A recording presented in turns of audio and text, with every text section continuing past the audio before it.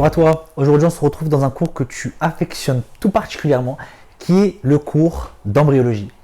Alors on avait vu au stage 1 la fécondation, au stage 2 la première semaine de développement, et là on verra la deuxième et la troisième semaine de développement.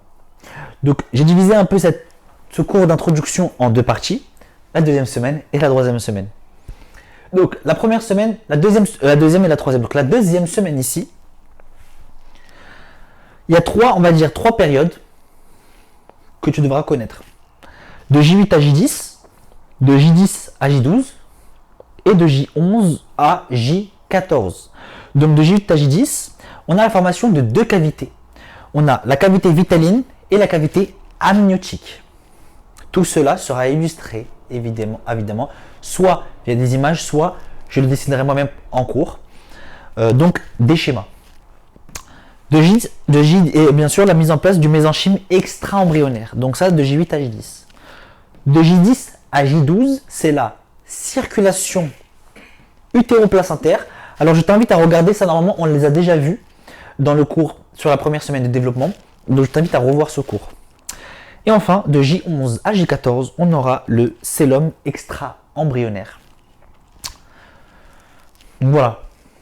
Retiens un peu ça. C'est très important d'avoir la structure générale du cours et ensuite on détaillera et on expliquera petit à petit. La troisième semaine de développement, ce que tu dois retenir de cette troisième semaine, c'est la gastrulation. Donc, très important. Donc c'est quoi? C'est la mise en place en fait de trois feuillets.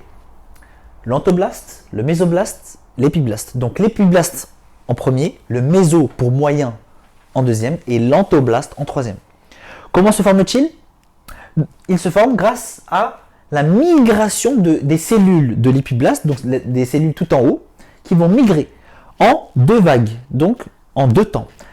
La première vague de migration va donner l'entoblaste et la deuxième donnera le mésoblaste. On expliquera en cours comment cette migration se passe, quels sont les acteurs, les facteurs, certaines molécules qui permettent cette gastrulation. Mais comprends bien ici en résumé que la deuxième semaine de développement, on a deux cavités, donc deux feuillets. La troisième, on a trois feuillets. Ça, c'est important. Retiens que la deuxième semaine de développement, on a donc les deux feuillets qu'on n'avait pas la première semaine, et on a le mésenchyme extra-embryonnaire. On a la circulation utéroplacentaire, donc l'embryon est nourri par le sang de la maman. Et enfin, le cellum extra-embryonnaire, et ça, on le détaillera via un schéma en cours. Et la troisième semaine, retiens vraiment que c'est les trois feuillets par deux vagues. La première est que ces trois feuillets dérivent tous de l'épiblaste. Très important, d'accord? C'est un peu le feuillet mère. Donc deux vagues. D'abord, on fait l'entoblaste et ensuite le mésoblaste. D'abord, on crée la couche d'en bas et ensuite on crée la couche du milieu. D'accord? Voilà. C'est tout pour ce cours-là. Voilà, et je te dis bon courage, à bientôt. Et je te dis, on se retrouvera en présentiel.